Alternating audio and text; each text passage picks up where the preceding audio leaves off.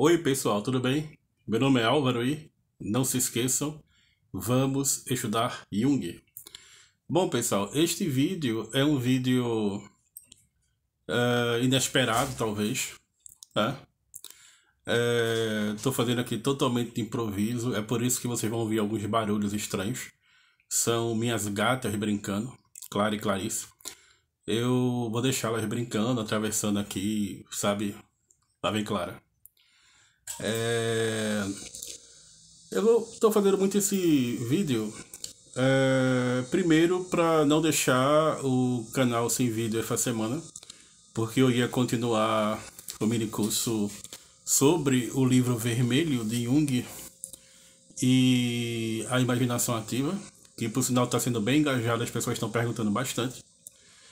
Mas como eu decidi transformar esse mini curso em um seminário, dada a complexidade do livro vermelho, ou seja, se eu fizesse agora aula 3 e aula 4, o assunto iria se encerrar, porque os minicursos tradicionalmente são 4 aulas. Então se eu faço a aula 3, é a penúltima aula, se eu faço a aula 4, acabou o curso. Então eu não posso acabar o curso agora. Esse minicurso vai ter no mínimo 10 vídeos, pelo que eu estou vendo. E mesmo assim, a gente só vai conversar sobre o primeiro livro, né? Do livro vermelho. A primeira parte do livro vermelho. Já que a segunda parte vai ser da continuação do seminário com mais de 10 vídeos. E aí são 20 vídeos, né? Então, como a primeira parte vai ter 10 vídeos, jamais poderá ser apenas um mini curso. É necessário chamá-lo de seminário, né? Inclusive, eu estou pensando em coisas muito interessantes para fazer acompanhar a atividade da imaginação ativa com o sentido terapêutico da obra do Jung e, evidentemente, levar vocês para as próprias imagens que surgiram espontaneamente para o Jung em seu confronto com o inconsciente. Também, já que estamos começando o mês de outubro, né, eu gostaria de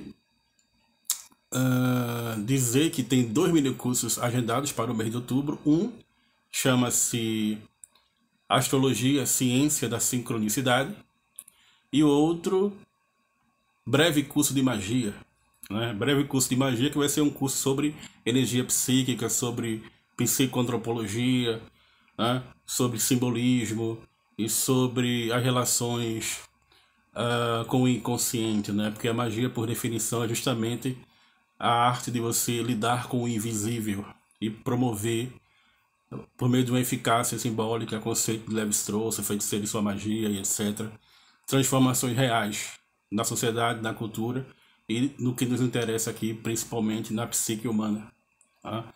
E também no mini curso sobre astrologia, que vai ser um mini curso mesmo, com 4 aulas, 5 vídeos, contando um vídeo de anúncio, mais 4 aulas, discutir sobre o problema científico da astrologia.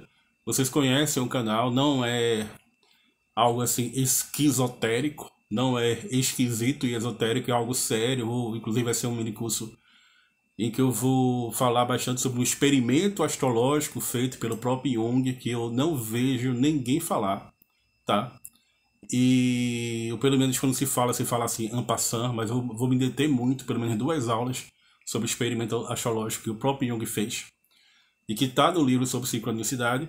E talvez eu discorra sobre o problema científico da sincronicidade, mas lembrando que eu já fiz um vídeo inteiro sobre este assunto aqui, o problema científico da sincronicidade, e o minicurso inteiro também sobre sincronicidade, enfatizando a questão epistemológica e científica do estudo do fenômeno, né? De modo que este minicurso, Astrologia, Ciência da Sincronicidade, interrogação, vai ser um minicurso muito legal sobre simbolismo, que vai pegar filosofia, que vai pegar um pouco de teologia, porque a astrologia vai articular o mito, a psique e o cosmos, né? E aí o cosmos como sendo uma espécie de projeção das imagens do inconsciente, né? E eu estava pensando em fazer justamente esse vídeo agora, um mito moderno sobre coisas vistas no céu, como um vídeo especial associado ao minicurso de astrologia, ciência da sincronicidade, interrogação.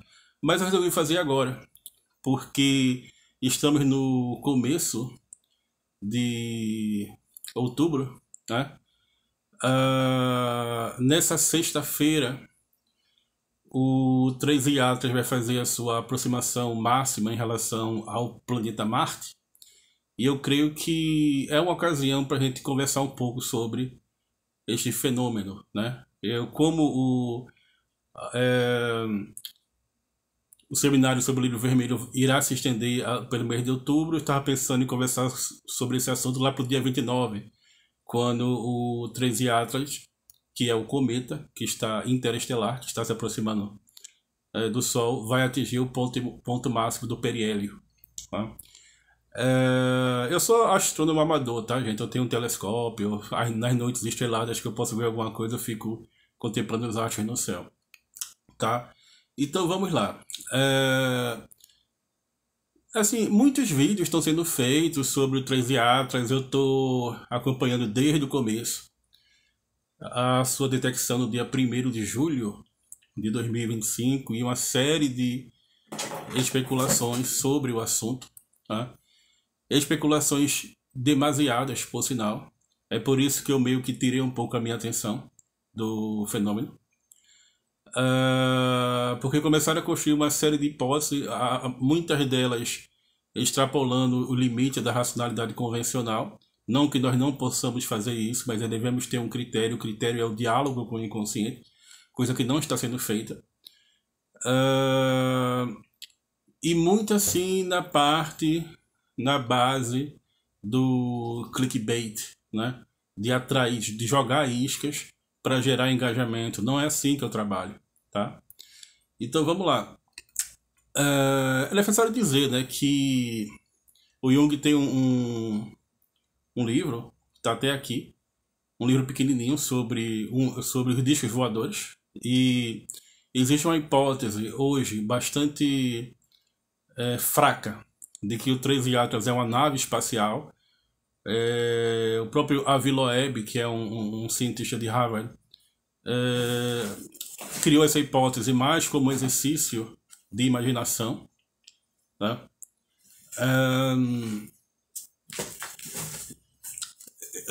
Sou minha gata brincando, elas saíram correndo agora.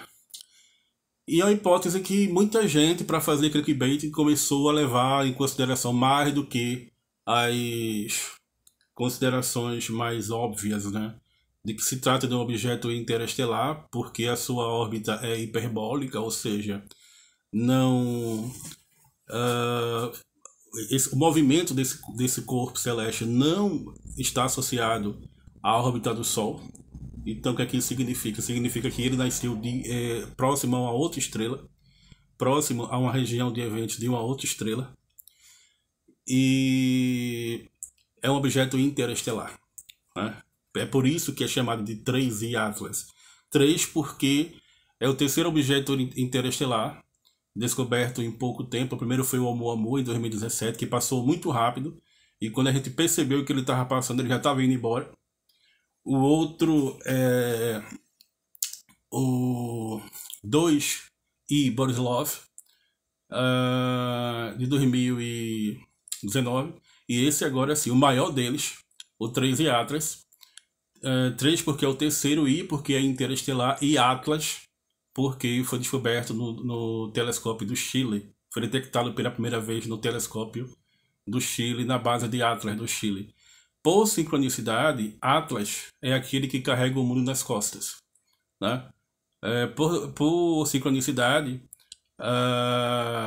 Atlas é aquele que foi expulso na Guerra dos Titãs por ter sido derrotado, e houve como condenação carregar o cosmos nas costas, né? Porque o mundo, no sentido grego, é a ordem e a beleza, inclui o cosmos também. É aquele que carrega o cosmos nas costas, né?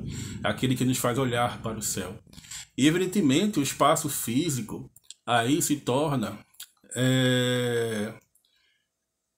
um espaço povoado de mitos, né? Porque se o mito é a projeção da alma coletiva, se a mitologia é uma espécie de ciência tradicional da alma projetada, a astrologia, nesse sentido, é um espaço cheio de mitos em que a psique vai se projetando e vai tentando se enxergar como se fosse um espelho da psique, o cosmos como espelho da psique.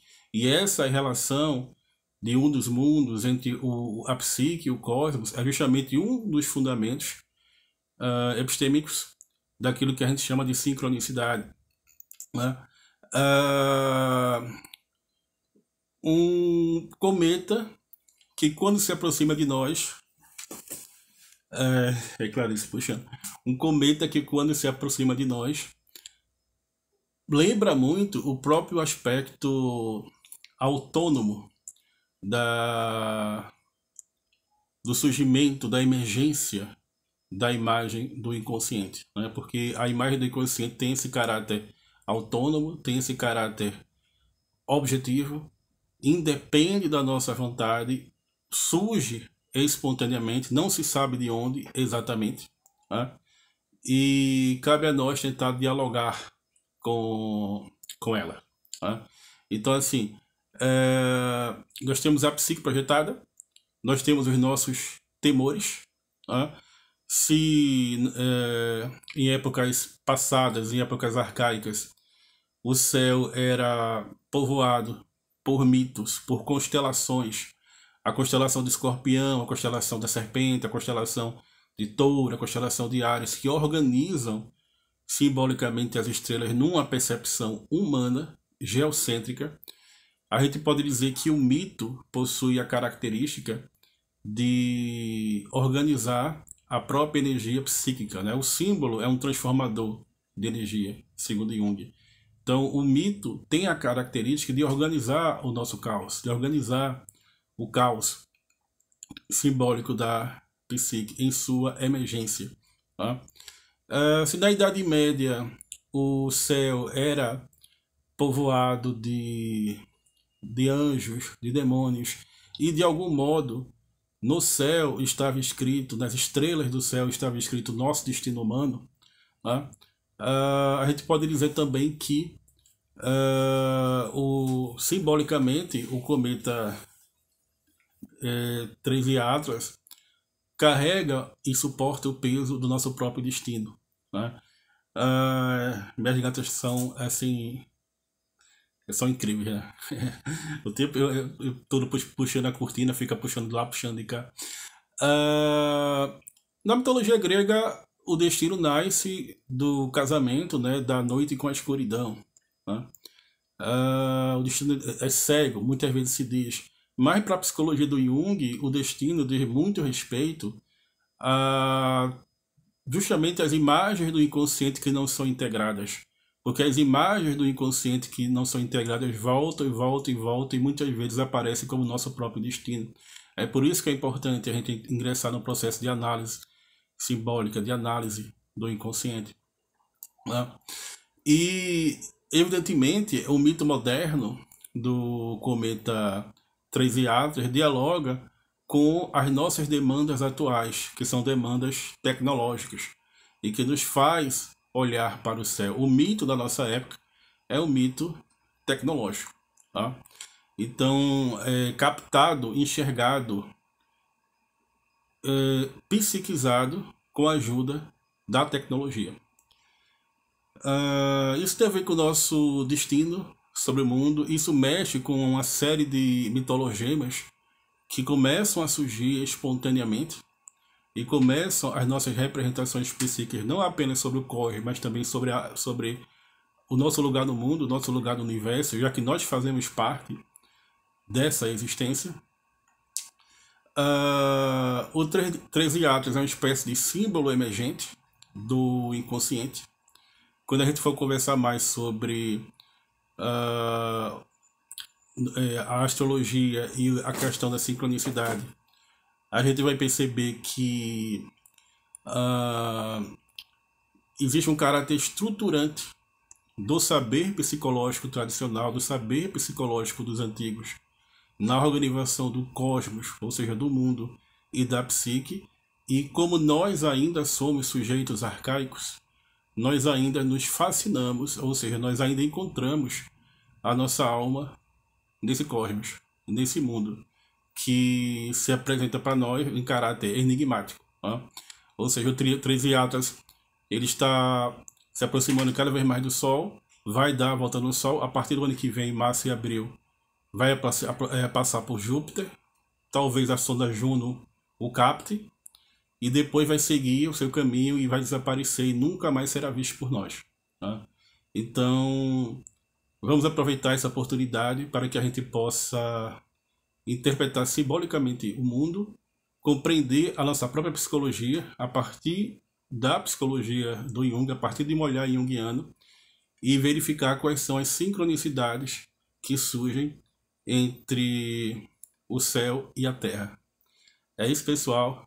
Muito obrigado e não se esqueçam, vamos estudar Jung.